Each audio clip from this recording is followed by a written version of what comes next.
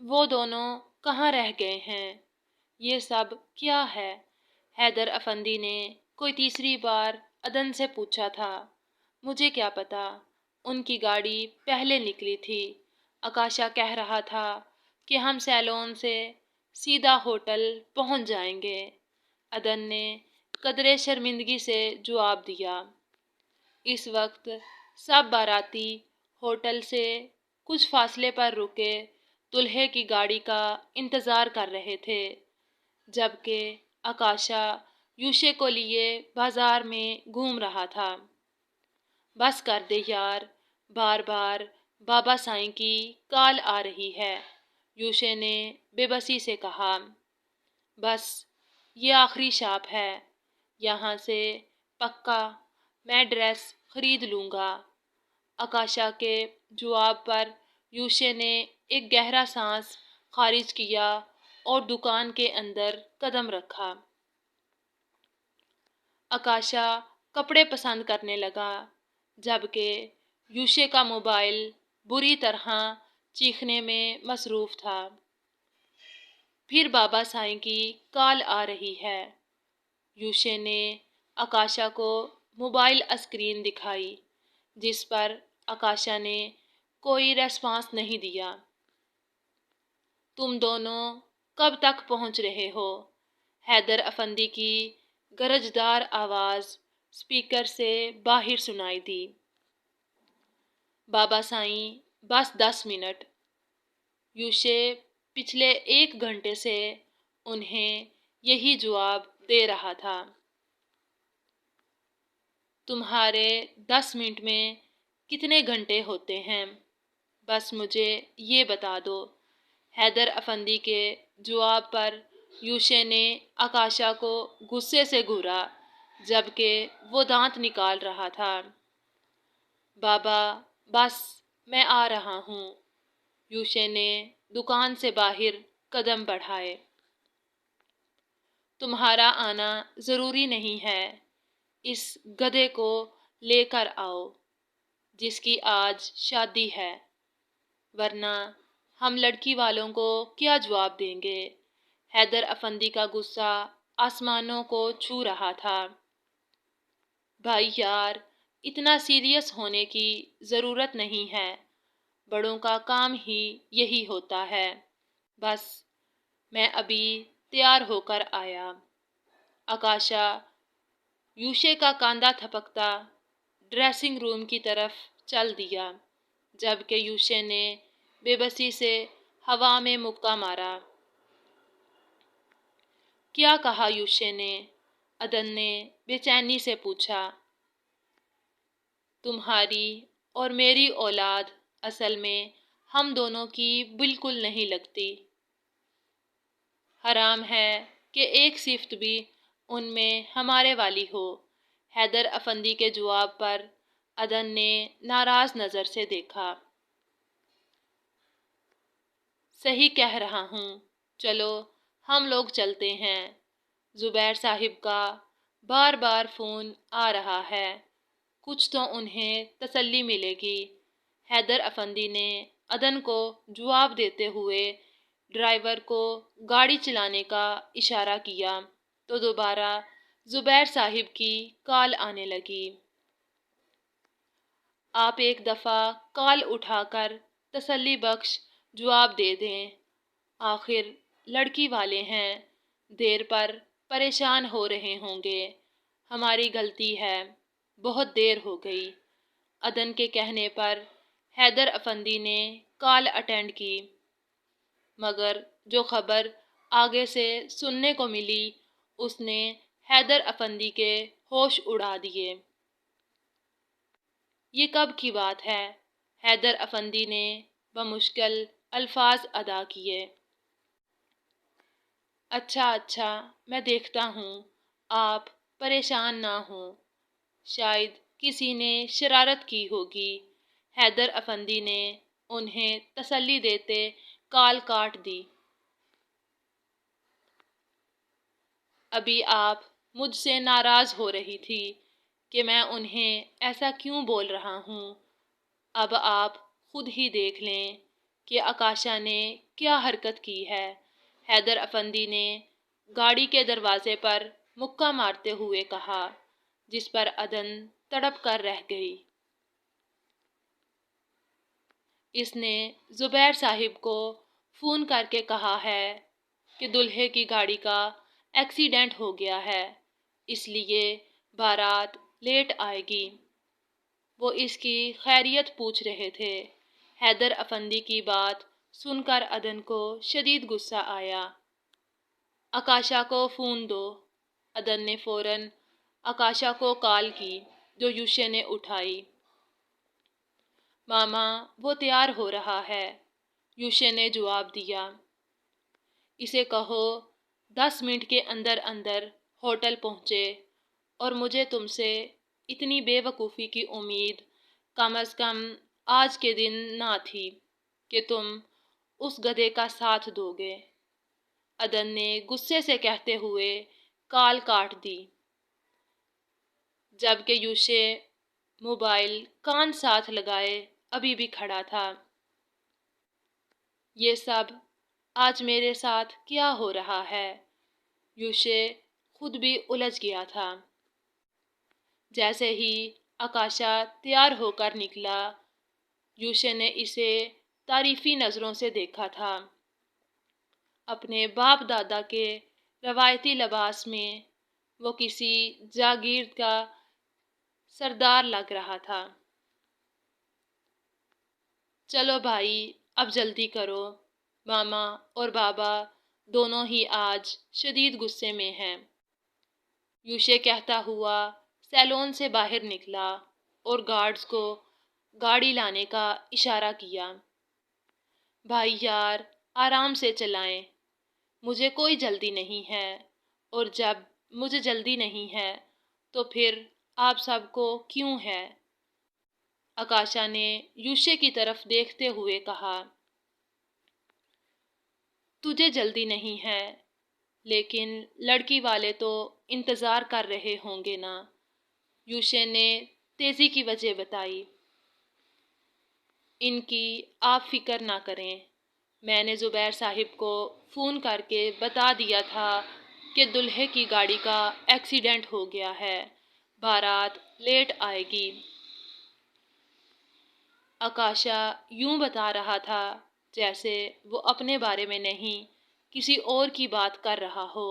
آکاشا، یوشے بس اتنا ہی کہہ سکا۔ وہ کیا ہے نا، مجھے مس موسلا دھار روتے ہوئے بہت پیاری لگتی ہے، دلہن بنی ہوئی، ساتھ ساتھ ہلکی پھلکی بوندا باندی سوچیں۔ آکاشا کی مسکراہٹ گہری ہوئی، جبکہ یوشے نے نفی میں سر ہلایا۔ یوشے اپنے برابر بیٹھی ہوئی اس مخلوق، جس کا نام آکاشا تھا، کو مسلسل دیکھے جا رہا تھا۔ اس کے بارے میں کوئی بھی اندازہ لگانا تقریباً ناممکن تھا۔ یہ کبھی بھی کچھ بھی کر سکتا تھا۔ اس بات کا اندازہ آج شام کو بخوبی ہو گیا تھا۔ بس کر دیں، اب نظر لگائیں گے کیا؟ یوشے کے دیکھنے پر آکاشا نے اسے شرارت سے کہا۔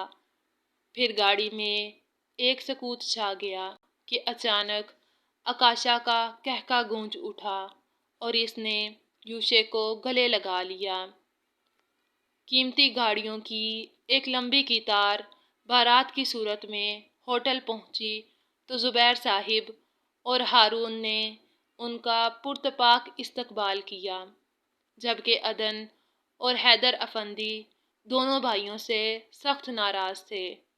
ہوٹل کا وقت ختم ہو رہا تھا، لہٰذا نکاح کے بعد فوراً کھانا لگا دیا گیا۔ یوشے، مجھے تم سے اتنے غیر ذمہ دار رویے کی امید نہ تھی۔ جیسے ہی یوشے نے عدن کو مبارکباد دی، اس نے فوراً گلہ کیا۔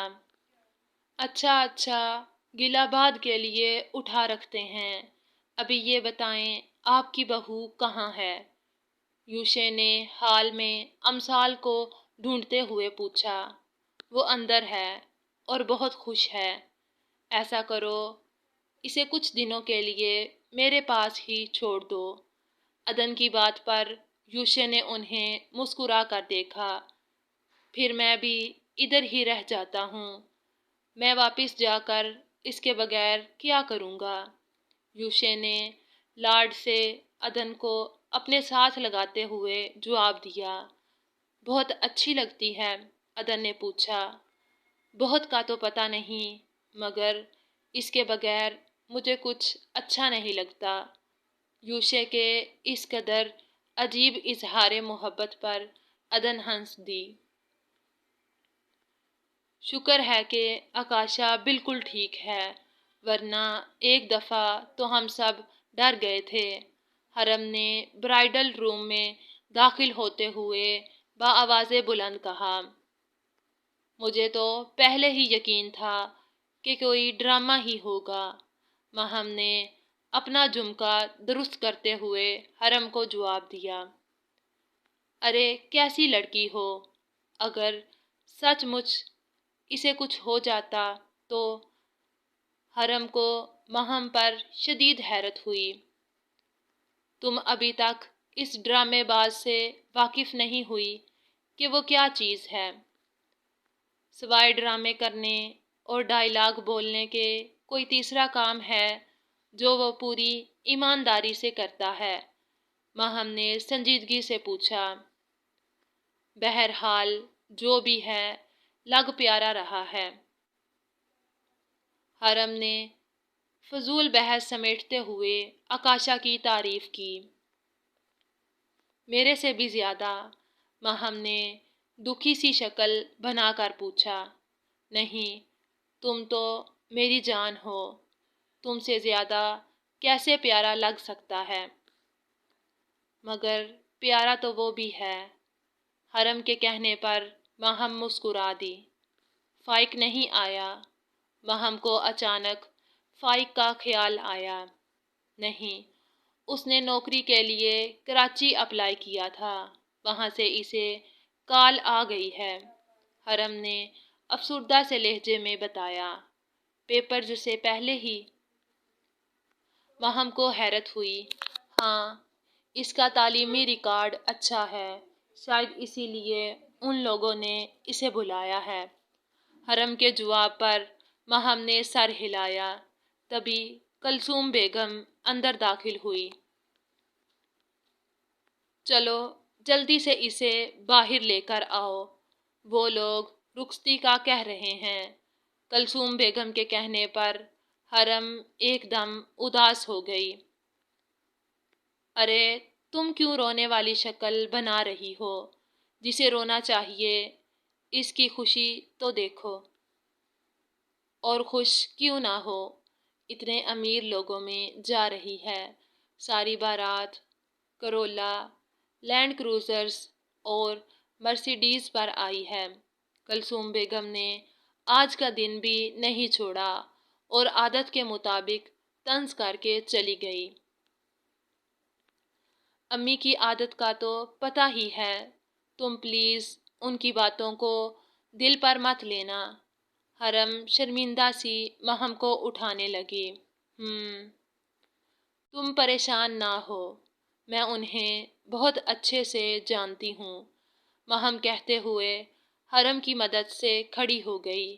پھر دونوں نے ایک دوسرے کو دیکھتے ہوئے گلے لگا لیا تو حرم چھم چھم رونے لگی۔ رو کیوں رہی ہو؟ میں کون سا دور جا رہی ہوں؟